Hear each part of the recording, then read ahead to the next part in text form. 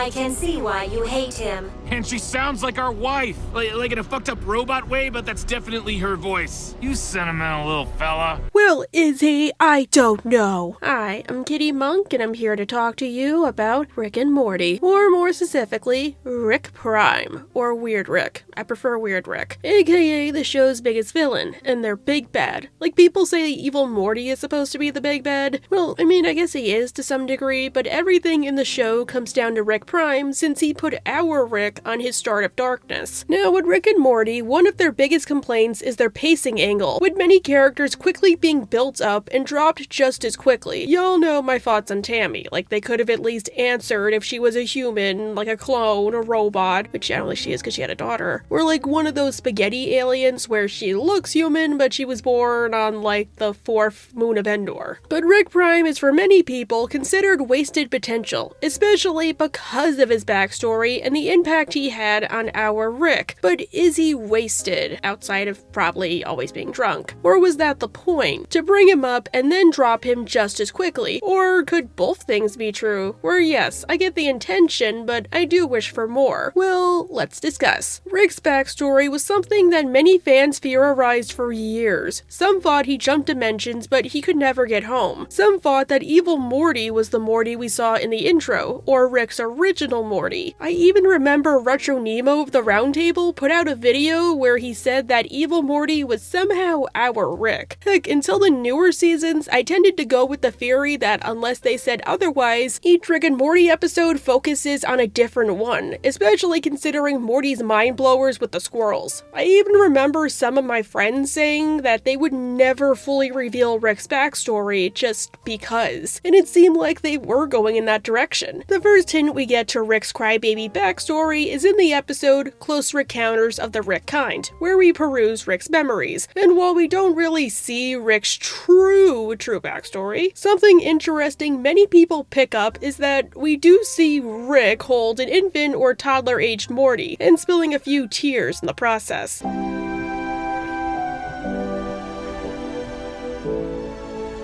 You're crying? Over a Morty? No, I'm just allergic. And he needs an EpiPen. Now, this could have meant a lot of things. We do know that Rick disappeared for the entirety of Beth's teenhood onward, and even as a child, he would come and go. So how did he know that was Morty? Was that his original Morty? Did he just keep tabs on them? Did he come back one day and saw Morty? I have questions, and honestly, to this day, I still have questions. Especially considering how when Morty goes to see Bird Person, he says, "What's that? Who's that baby?" Morty. So obviously we all know this probably wasn't planned, I just wonder how they were gonna reconcile that. But yeah, the question of what did Rick do before he came to the Smith household is ignored for a good chunk of the show. All we know is, to quote Reverse Giraffe, Rick is a mad scientist inventor with a flying car who showed up one day on their doorstep after being gone for years and having all kinds of weirdo catchphrases, which even Beth concurs with. Don't forget his incredibly vague backstory. Beth, I'm your father! Oh, are you, Dad?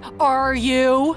Okay, this is one of my favorite Rick and Morty lines. The mad scientist inventor thing, not the Beth one. Although the Beth one is good too, I just hate these lines never come up more in the fandom. All we know is that one day, Rick went into space, where he met a bunch of interesting people. He had a relationship with Unity, and he was freedom fighters with Bird Person and Squanchy, until Bird Person turned down his romantic advances. The Rick Shank Redemption is the first episode to actually show us a glimpse of the real Rick, and Rick Prime. Back then, he was known as Weird Rick, likely because Rick and Morty is not planned out in advance, so I don't think they really were gonna do anything with him. Again, I just like the name Weird Rick better. Like, what the hell kind of a name is Rick Prime? Shouldn't it be like Prime Rick? What does he, like, transform into a car or something? Then again, Rick is such an insecure a-hole that I could see a version of him trying to look superior by using such a stupid poser name. Like a goth kid whose real name is Georgie going by Night Pain. Our Rick is going through a journey of his mind as part of an interrogation by the Galactic Federation, who want to know the secrets of portal travel for reasons I don't know. I guess maybe as evidence to put him away forever and kill him? I mean, you already put him in prison. Plus, I feel like just looking at his memories, especially because Daniel says you can't really alter memories, would probably be evidence enough to put him away forever. Or maybe they want to expand their reach and try the alternate Ricks. I don't know. Okay, just roll with it, okay? Rick goes with oh my god, I can't say this guy's name. Cornelius Daniel to examine his memories and find the day he first invented portal travel, and how in the process he both lost something and gained something. Diane was the one he lost. Only death can pay for life. You've seen Game of Thrones back when it was actually good. In the past, Rick was just a normal scientist who tried to tinker and find the key to dimensional travel in his garage, but he always failed for one reason or another. For reasons I don't know, I'm not a scientist. If I was good at science or STEM, I would be a science or STEM teacher. Oh, and he also wore blue pants.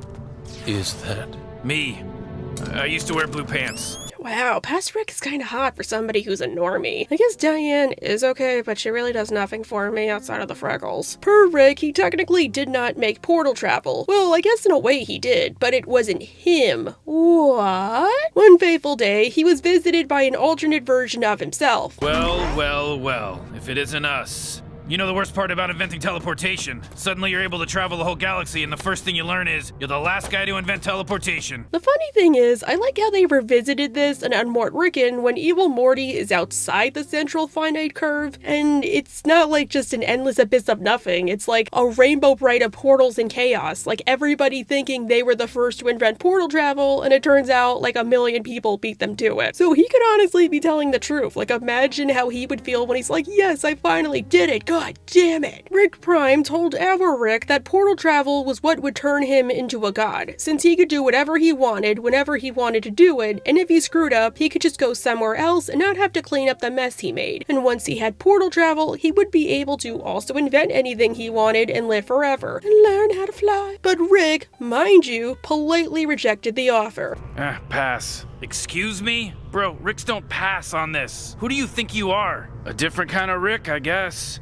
Well, we'll see how long that lasts. However, we get something here that becomes important as time goes on. Rick Prime's biggest flaw is his insecurity, which is also something he has in common with most Ricks, albeit our Rick is currently doing therapy to help deal with it. Like all Ricks, Rick Prime likely hates himself above all else, which leads to a superiority complex. He has to believe he's not responsible for countless mistakes and suffering, be it the suffering he inflicts on others or himself, just because it's the only way he can sleep at night without getting drunk. And the only way to do that is to believe he's the smartest man in all of existence, and a god above all us mere mortals. And nothing truly matters to him because he can just go to another world and it'll be fine there. Even if, as he says, there's infinitely more versions of himself. He just happened to be one of the handful of smart ones. For all they know, there could be smarter versions of him. But it's a delusion he wants to keep up that he'll eventually pass to our Rick, who eventually passes it to the rest of the Ricks. Because Rick C-137 wanted a normal life, Rick Prime swore revenge. At this point in time, Rick was still quote-unquote normal, so to speak, since his pursuit of science had yet to corrupt him, and he still had a family that needed his support, including Diane and baby Beth. But kitty, Beth was like 10, I think. I like alliteration, Catherine. That's why your name starts with a K. So he decided to stop inventing, and to celebrate, Diane thought they should go out for ice cream. I don't think this science thing is gonna pay off. Why don't I get Beth and we'll go out for ice cream?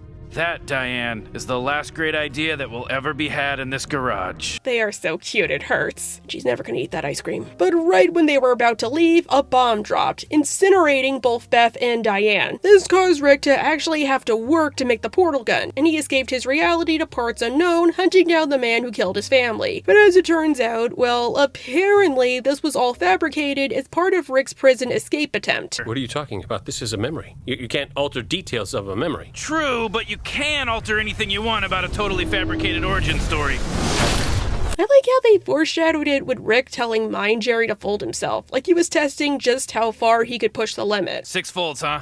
What do you guys got me in a Series 9000? You cheap insect didn't think I was worth your best equipment? Or the interrogator being able to taste the McDonald's sauce even if it's supposedly a memory. Granted, as you can guess, likely outside of some sappy details, this is probably a broad strokes version of what really happened. Rick's life was really ruined by Rick Prime and he lost everything. But I feel like outside of the dialogue seeming sappy, yeah, it's pretty much how it happened. The only difference is he did not invent the portal gun right away. He just waited and then he got out of his depression by doing it. Well, he was still depressed, you know what I mean. Now, something I've always wondered is, what was the significance of our Rick rejecting Rick Prime? As in, was he the only one who rejected him? Or was he the only one who rejected him and lived to tell the tale? Heck, was our Rick and perhaps Rick Prime the only ones to truly invent portal travel rather than being handed it? Or did Rick Prime just take his gun from some other Rick and claim credit? Yes, he does say here. Honestly, wife guy, I do miss when it was just us. The only two Ricks who actually invented portal travel. But at the same time, he was saying whatever to feel superior at the moment. I mean, we do see that on the Citadel, the Ricks supposedly can't go home. One Rick died making bootleg portal fluid to escape, almost as if it's a criminal act, even though as a Rick, shouldn't he know how to make it? Well, factory worker Rick supposedly couldn't just leave the Citadel even if he hated life there. However, this episode is important for a few reasons, as it shows that perhaps Rick was telling the truth to some degree. For instance, at one point, Morty tries to take Summer to the Cronenberg dimension to show that Rick doesn't truly care about anybody. I can't believe Rick did this. These are the parts of Rick's adventures you don't get to see. The parts he leaves behind. Morty, the high and mighty hypocrisy you got from your mother and father is showing. But the pair were intercepted by a group of Citadel agents. Morty identifies himself as Morty C-137, and they exchange a look. Hold your fire! Hold your fire! I'm Morty C-137! At the time, this was significant for many people. Was it because they recognized him from close encounters as that Morty? Or as we know now, is it because Morty C-137 technically doesn't exist? The Ricklantis mix-up also shows how significant the hive mindset of the Ricks was. For instance, if you reject the Citadel, you become an enemy of the Citadel, as was the case with our Rick in Close Encounters, where he got put through a kangaroo court. Why am I the first Rick you pull in every time a Rick stubs his toe? You have a history of non-cooperation with the council. You fit the profile. Which, while we all know he wasn't guilty, well, he had the best motive considering how he killed like hundreds of Ricks over the course of like decades. Or you're still forced to be a part of it. Simple Rick is one such person. Much like our Rick, he rejected science. He loved his daughter, but somebody, probably Wonka Rick, stole Simple Rick and forced him to become an ingredient in his wafer cookie factory, where his happiest memory, his memory of his daughter's birthday, would be played on a loop, and the juice he'd secrete would go into the cookie. Ew, no, gross, I will not eat that. No, that's like bodily fluids. I remember thinking that Simple Rick's story was just an open secret amongst the Ricks, as they knew damn well he wasn't part of that operation willingly. I mean, there's literally a commercial that spells it out to them. How stupid can you be? And Weird Rick was a much younger version of Wonka Rick, who just managed to hide better and then join the Citadel. Therefore, Rick C-137 used Simple Rick's backstory to trick the Federation, since it was the quickest he could come up with. I mean, the whole birthday scene, that could have happened like a few days before the scene in the garage. He celebrates Beth's birthday, he realizes how happy he made her by not using science, and then he meets Wonka Rick and he realizes, you know what, maybe I don't need to do all this, maybe I just need to take care of Beth. But yeah, more hints are dropped throughout the seasons, with season 5 being the biggest. Ricketernal Sunshine of the Spotless Mort is the most overt about it, showing us that when Rick was younger, he would kill other Ricks with Bird Person. Killing us won't bring her back!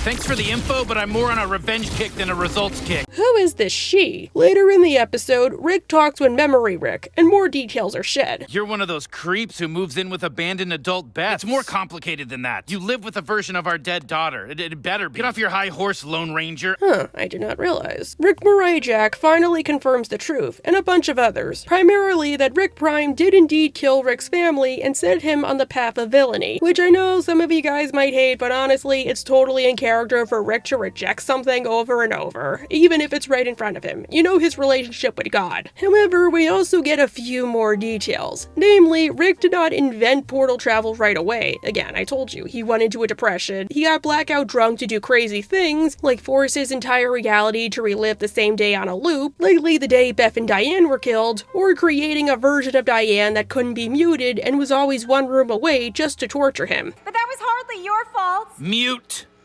If I could be muted, I wouldn't be too good at haunting you, would I, you dirty bear? Yeah. But it also goes a step further and shows that, honestly, tragically, Rick wasted his entire life trying to get revenge. He spent decades trying to capture Rick Prime and kill anybody close to him, but he never succeeded. So he would just take his aggression out on other Ricks on the off chance he was one of them, when he never was. And in a way, I think he was also known as Dead Wife Rick for his deeds. See, in Rick and Morty, the Ricks might have serial codes to identify themselves. Like Doofus Rick is really Rick J19 Zeta 7, but naming them based on attributes like Wonka Rick or Doofus Rick is obviously much easier. So why doesn't our Rick have a nickname? He can't be stereotypical Rick because technically speaking, there really is no blueprint for what makes a Rick a Rick. Here we go. There it is. Yep. Wow, the wife guy. Dead wife Rick.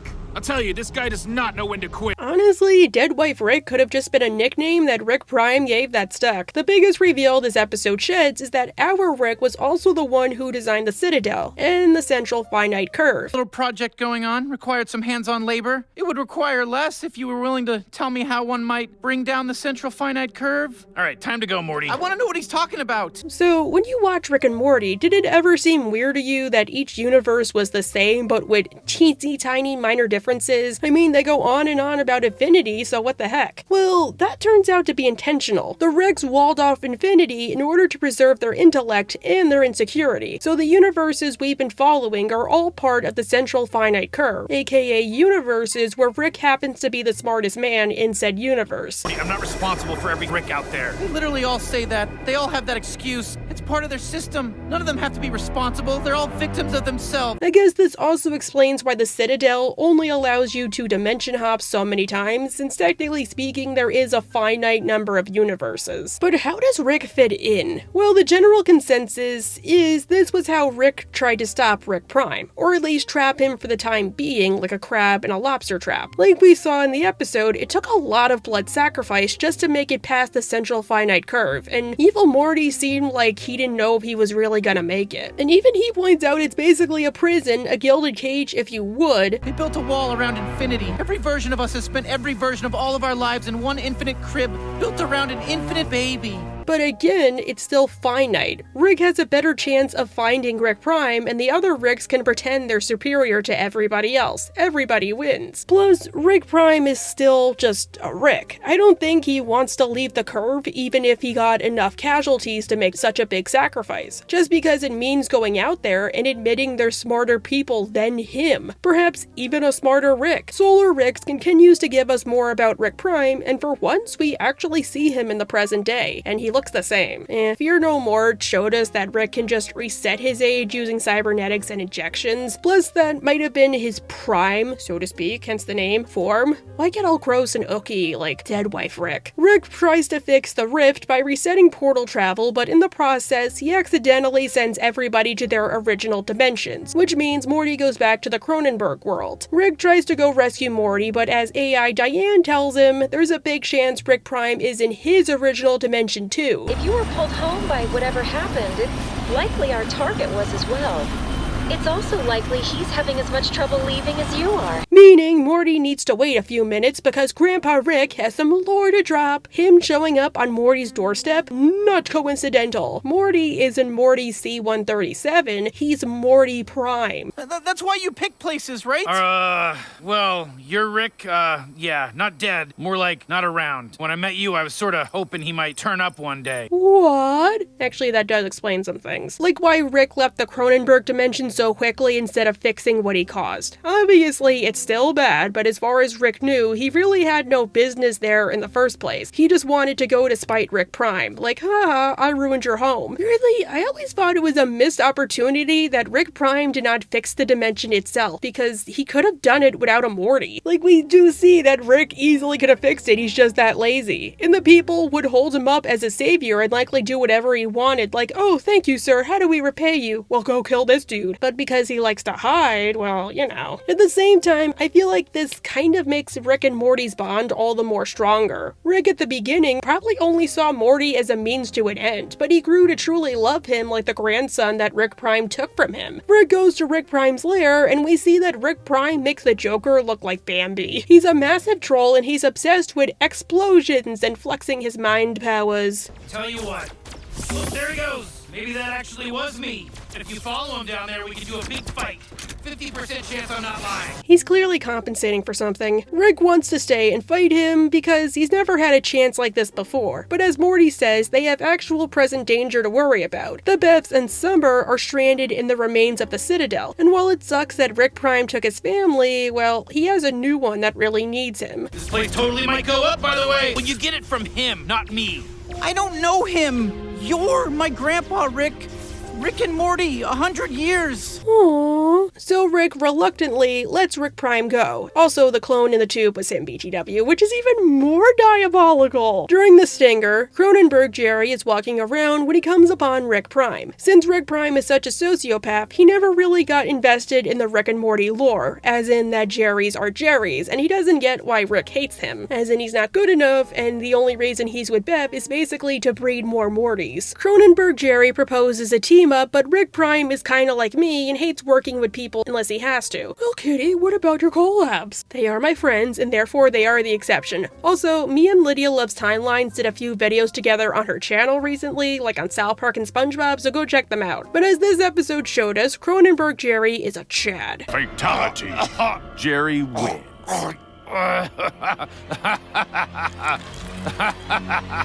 Well, geez, dude, I take it back. You're not a Chad. You're if Aquaman and Jesus had a baby and they left it in the woods like the ancient Spartans. He tries to kill Rick Prime, but...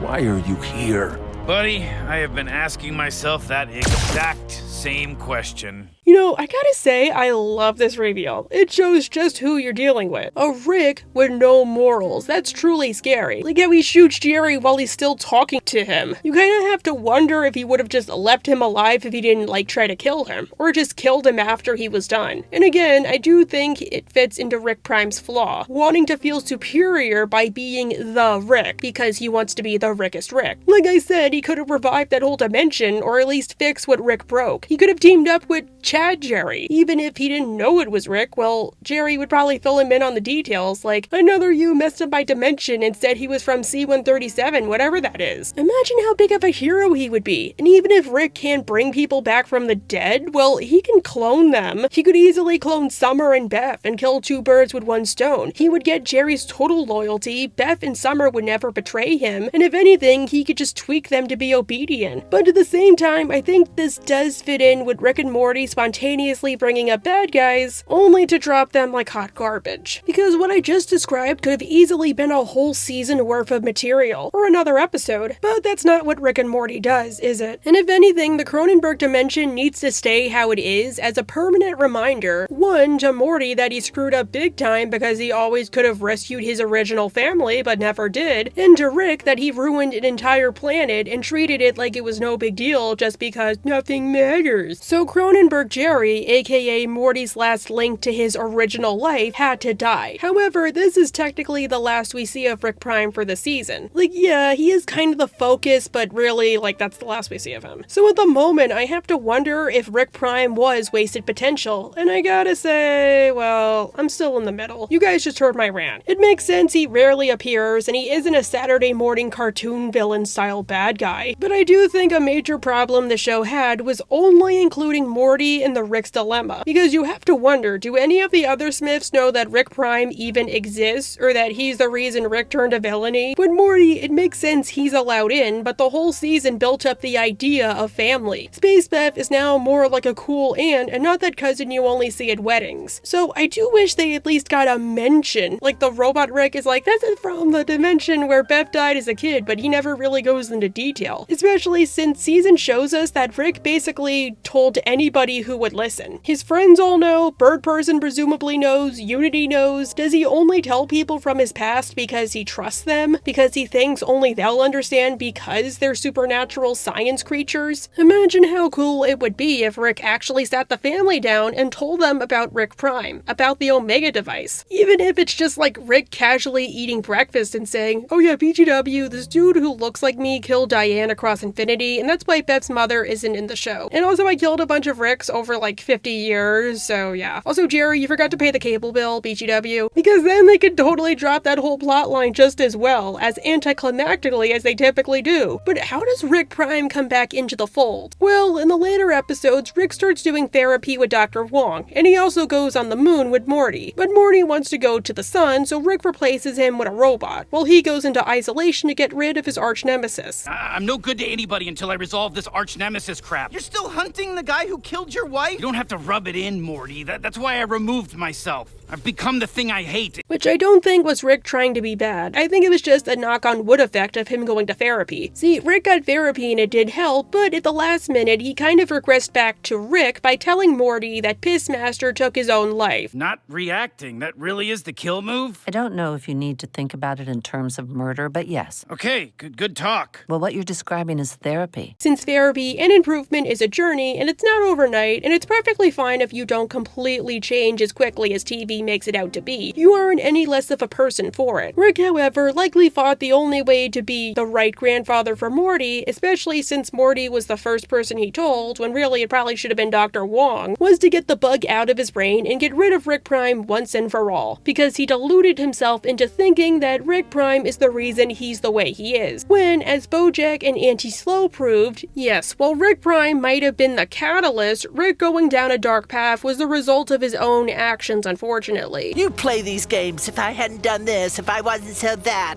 But you did, and you were, and here we are. Here we are. Because we did what we had to do. And since he was only going to be gone temporarily, he didn't tell anybody and just left a robot in his place. Probably because he didn't think it was going to take that long. But as the robot points out, so great! Of course I'm great. I'm Rick. Rick literally built me to make you happy, Morty. Anything I do is technically something Rick did. Yeah, let's go with that. Rick decides that as a result of the episode, he should just let Morty in on what's really happening. The reason it's taking him so long to capture Rick Prime is because he's Rick, but if Rick was crazy prepared. Places Rick Prime could be? I wish, Morty. It's all the places he is. Oh, jeez. Welcome to my darkness. Oof. But Rick promises that next season will be the season of hunting down Rick Prime, even if he isn't the focus of every episode. But Rick is hella excited. You and me. It's gonna take over your life, Morty. Rick and Morty Season 7. Hunting my nemesis. Maybe trying to stay healthy while doing it. Juggling plates. And he gets killed off in episode 5, BGW.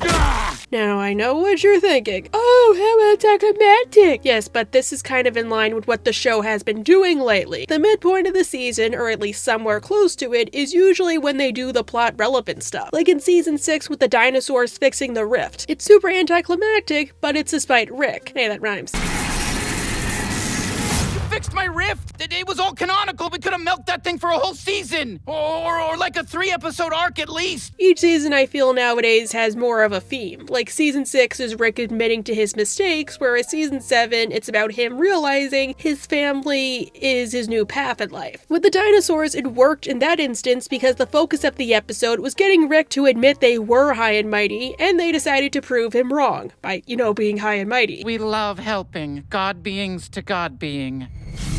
Seriously, I was gonna fix that! But Rick Prime is apparently the focus beyond Unmort Ricken for like a whole scene. In the season premiere, Rick updates Morty on his progress, and likely because he and Morty have been working so hard lately, they sound almost different. Rick especially. You just missed it. Okay, I get it. I had a big sword fight with him on top of Hoover Dam. He fell and landed on a sharp spike, and then whispered, "Thank you," like a werewolf. I was asking to be polite. Part of me thought at the time he was being honest, but yeah, considering Unmort Ricken, he was being sarcastic. Rats. But okay, we finally got to Unmort Rickon and the death of Rick Prime. And I gotta say, this episode itself is pretty good. One of the show's best. Even if the conclusion is anticlimactic, but that is the point. Rick and Morty have decided to essentially frack the central finite curve to capture Rick Prime. Which again, that's probably why Rick put up the curve in the first place. That way he has an easier time of finding him and there's little to no chance of him escaping. Evil Morty comes by to help, but the episode shows there is no correlation between Evil Morty and Rick Prime, because he was just a Morty who went rogue one day. Is this what I think it is? You're basically fracking the central finite curve to flesh out a version of yourself. Shouldn't you be turning yourself into a pickle? The fanfics need to rest in peace. Evil Morty does help find Rick Prime by filtering out the, okay, I don't know how math and or science works, you guys know me, but I do know 2 + 2 = 5 because I read it in 1984. The trio don't find Rick Prime, but they do find a decoy that leads them closer to a pit with a bunch of other Ricks. Fresh meat. Pick a lane, buddy. Yeah, you can't do the fresh meat line while cowering in shadow. You get here same way we did, hunting Rick Prime. How did you arrive with 2 Mortys? Which makes me wonder if Rick's quest of killing Ricks led to a bunch of copycats. Especially considering the eventual reveal with Diane and the fact all of the Ricks don't say like, oh, he killed my family the same way our Rick does, or he killed my wife and daughter. They're just like, he killed my wife. I knocked off 3 clones for this door prize. Oh, wow, 3. He killed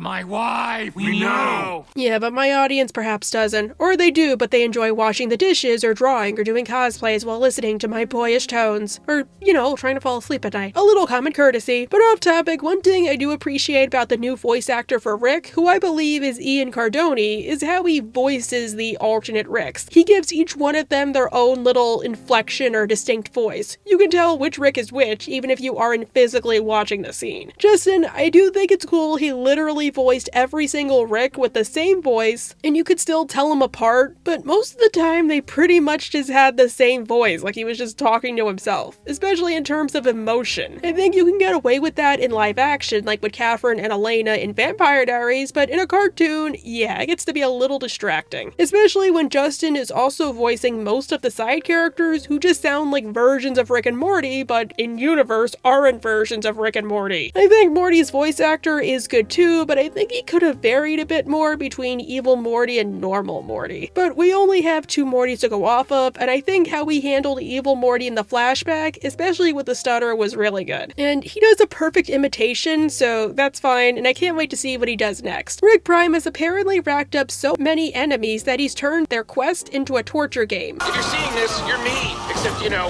less. But you acted like you were better, so I killed your beloved Diane. Partly to devastate you. Mostly so I only have to record 1 message. Once enough Rick shows up, he puts them through a Hunger Games to prove he's infinitely better. But I think there's also a reason for it. Now, a question many fans have wondered is, where is Diane, aka Rick's wife and Beth's mother? Was she as bad as Rick? Is she like Sherry's mom? Well, she doesn't exist anymore, since Rick Prime wiped her away. Diane was wiped from all existence by the weapon too cool for a name. The Omega device. Known to inferiors as the Omega device. I heard the name from an inferior, and it's my weapon. Which I think is super horrific for reasons beyond what the episode mentions. We don't know when this happened, and we don't know which Diane it was, only that it wasn't Rick's Diane since she was dead. And we don't know if Rick Prime actually cared that he had a family. Like, he did not prioritize Morty until this episode, and he was perfectly willing to kill him knowing that was his biological grandson.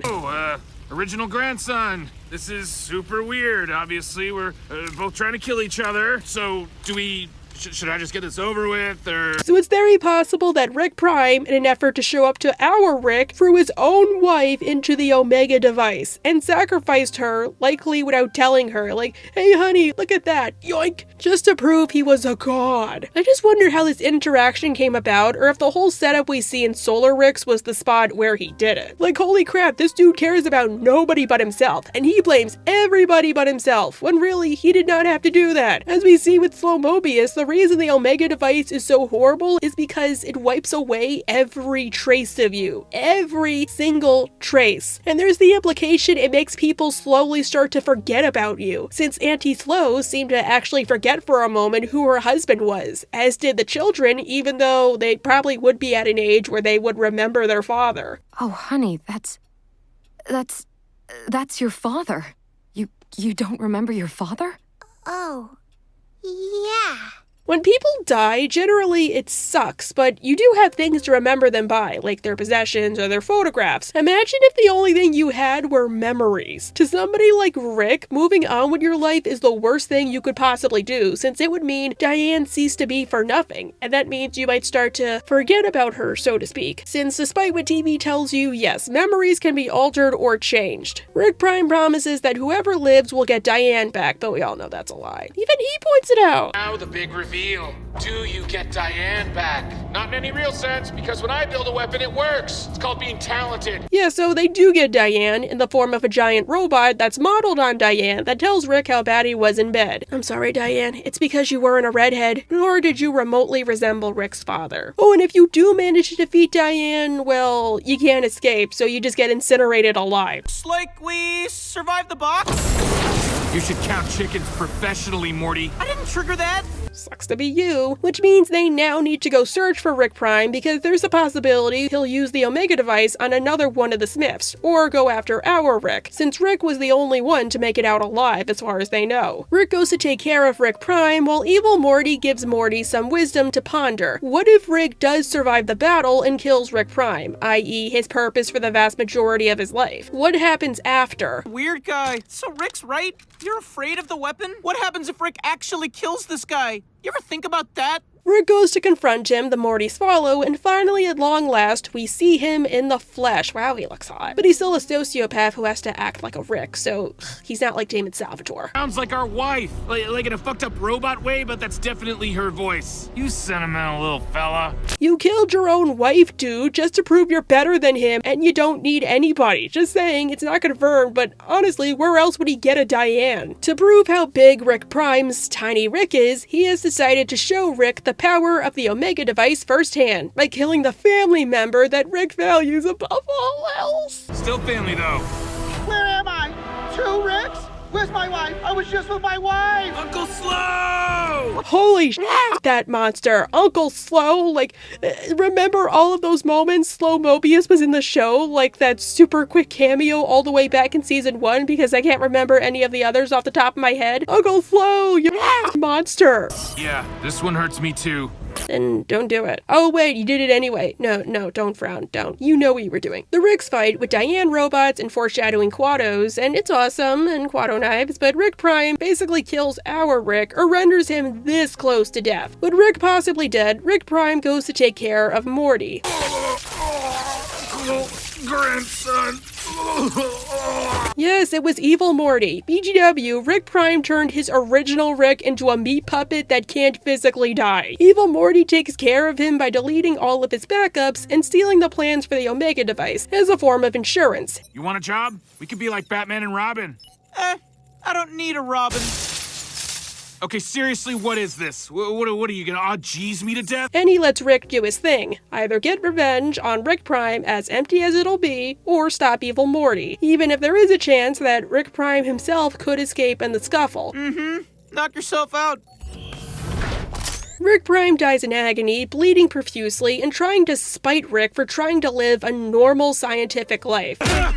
You lived in my house! I know this line gets a lot of questions from fans, so here's my analysis. He's just trying to say whatever to survive. That you're pathetic because you just live with versions of my family, since he can't possibly fathom why somebody could possibly love their family that much, because he chose science over family. That if you kill me, you'll have no purpose because you're just Rick. Even if I didn't kill Beth and Diane, you still would have become a depressed alcoholic slob eventually. Which is a possibility, but considering Simple Rick, we still don't know that, and honestly, I kinda doubt that. That he's trying to warn him that his revenge quest is fruitless in the most spiteful way possible. Like, oh, you're gonna feel good for a couple of minutes, but you're still gonna live unlike me. Since as evil Morty says, once he dies, what is he supposed to do next? And finally, as a sociopath, he can't fathom the possibility that he lost, since he can't see the bigger picture. He just thinks he'll get out of this somehow. But he doesn't. He dies a bloody, unidentifiable mass of flesh. But just as Rick Prime and Evil Morty showed us, well, yeah, revenge feels good for a couple of minutes. He goes home to a happy family, but his life seems empty, because now what is he supposed to do? Honestly, to me, the best way to get revenge is to be your best self, and despite the people who don't want you to have a happy life, by living your best one. There's a lot of people out there who want to tear you down into nothing because it makes them feel better, but you don't give in because then they win. Hey, that rhymes. And yes, in some ways, Rick Prime getting killed off is arguably anticlimactic, but yeah, that is the point. Rick now has the rest of his life to live it however he wants, and considering this is Rick, like, you could argue, oh, he wasted, like, most of his life. Well, he could also extend it, like, he's basically a cyborg at this point. He might feel empty now, but he has a family that loves and accepts him for him, and he wouldn't trade it for the world. However, the only reason I'm not too keen on Rick Prime being killed off so soon is, well, I feel like the whole implication that Rick feels hollow should have went on for a bit longer. Like, yes, I know it's Rick and Morty, so they have to do this, but this isn't the same as the portal gun. Rick Prime was teased for most of the show. Not saying the rest of the season needed to imply every single episode that Rick was feeling numb and just putting on a happy face. I just feel like it would have been cool if Rick had this depression and then realizes, OMG, my family is my new purpose, especially considering Fear No More, where he decides, oh, I'm gonna prioritize Morty over Diane. Or if he told the family beyond Morty about Rick Prime, since they'd actually understand it this time. Like, at the end of the episode, we see the family just sitting there and chatting. Are they trying to celebrate his demise? Do they even know Rick Prime was killed? Just saying, the next episode, there's like one scene where he's drinking and then he's like back to normal. Honestly, I do hate that episode, but mostly because I'm not really a big fan of the meta episodes. Just, I do think Fear No More kind of brought this up, so it always makes me audibly, aw, whenever he puts the photo on the wall. But yeah, maybe, like, they could have done a bit more. So, was Rick Prime killed off too soon? No, he stayed as long as he needed, and he died at just the right time. Granted, I do think him being killed should have been like a season later, especially with a massive episode order. Like, it could have been what Solar Ricks did, where Rick gets this close and then prioritizes his family, but now that some time has passed, I'm fine with what happened. I just wonder what plotline the show will do next. Anyhow, bye!